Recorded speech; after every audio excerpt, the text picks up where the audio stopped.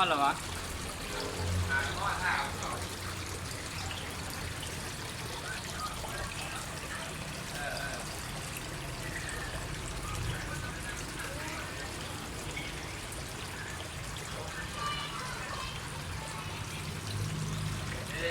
เอาสู้หนาที่มีเยอะเลยเอาเข้า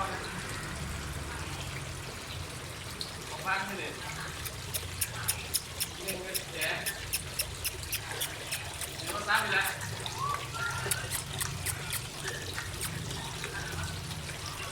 ต้องโค้งเสียบเอาอย่างนั้น